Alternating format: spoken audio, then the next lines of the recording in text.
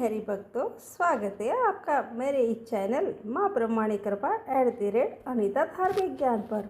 आज मैं आपको अपने इस वीडियो में श्रावण मास में पड़ने वाली कामिका एकादशी की तिथि के बारे में बताऊंगी कि ये तिथि किस दिन है, किस दिन हमें एकादशी का व्रत करना चाहिए, इसकी सही तिथि कौन सी है, पारण का समय क्या है, इसके पीछे की कहानी कौन सी है, इन सब की जानकारी दूंगी।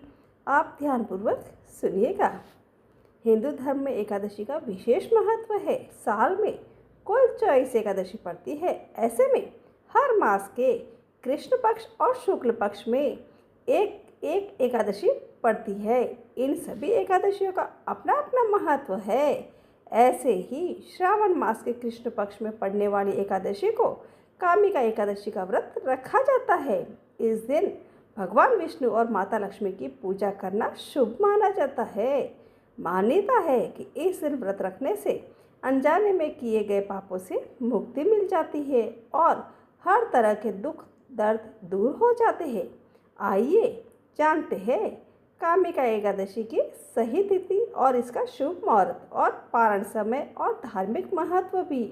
श्रावण में कामिका एकादशी का बहुत अधिक महत्व होता है। पौराणिक मान्यताओं के अनुसार इस दिन विधि विधान से भगवान विष्णु की पूरी श्रद्धा के साथ उपासना करने से पापों से मुक्ति मिलती है।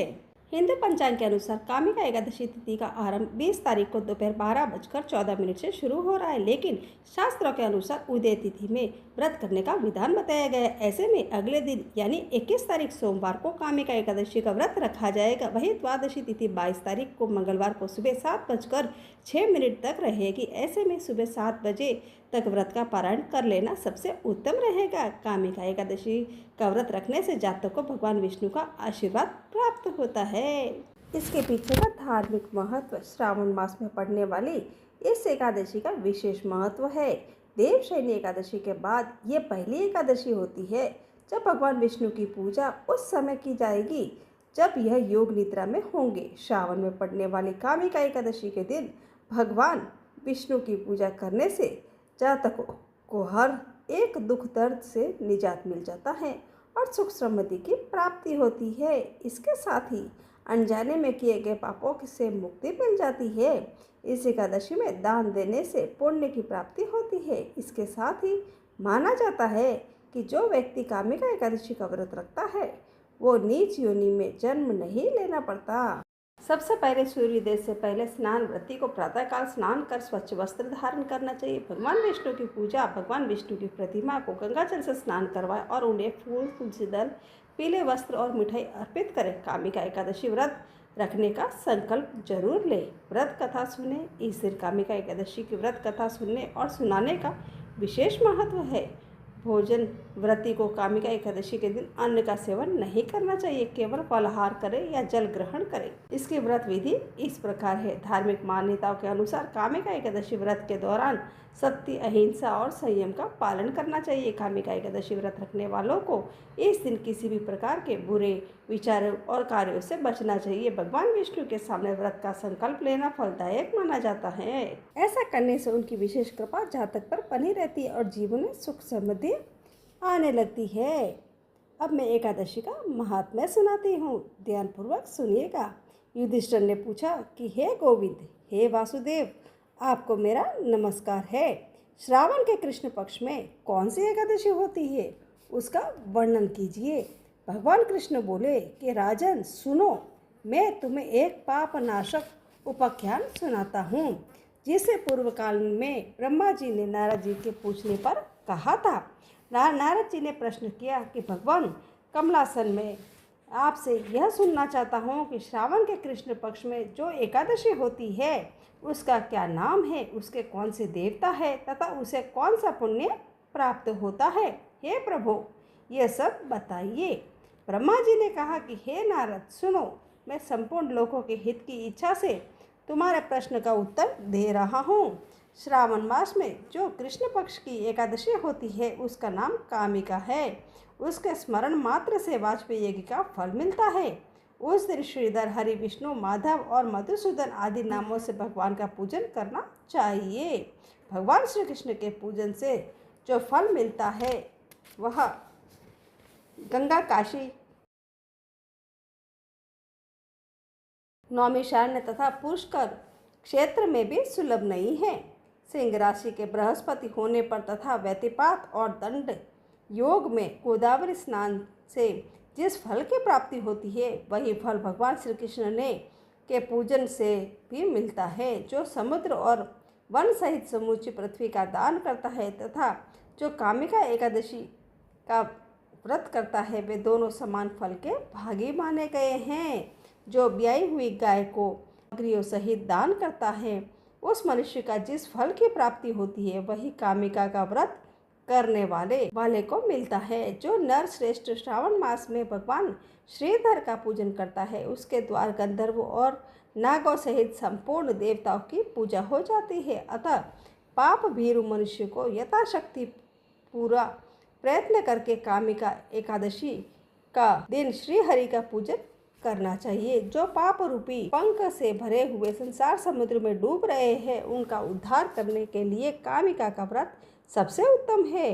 अध्यात्म विद्या परायण पुरुष को जिस फल की प्राप्ति होती है उससे बहुत अधिक फल कामिका व्रत का सेवन करने मात्र से ही मिल जाता है। कामिका का व्रत करने वाला मनुष्य रात्रि में जागरण करके न तो कभी भयंकर यमराज के दर्शन करता है और न कभी दुर्गति में ही पड़ता है। लाल मणि मोती वैदुरी और मूंगे आदि से पूजित होकर भी भगवान विष्णु जैसे संतुष्ट नहीं होते जैसे तुलसी दल से पूजित होने पर भी होते हैं।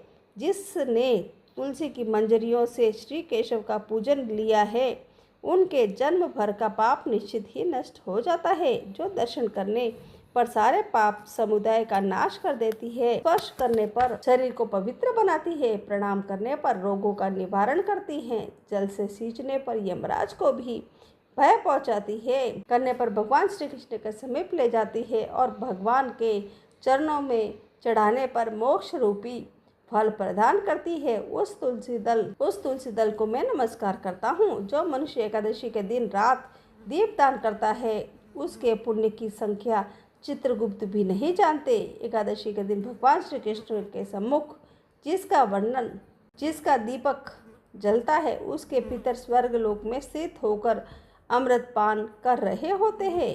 घी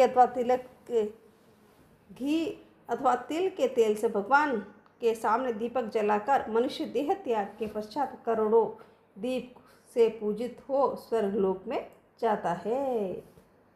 इस प्रकार मैंने आपको कामिका एकादशी का महात्म्य सुना दिया है।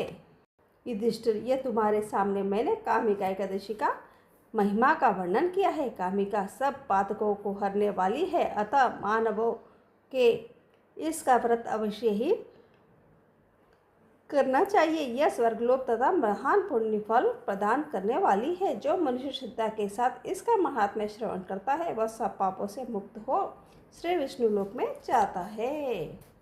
इस प्रकार मैंने आपको कामिका एकादशी का महात्म्य का वर्णन सुना दिया है।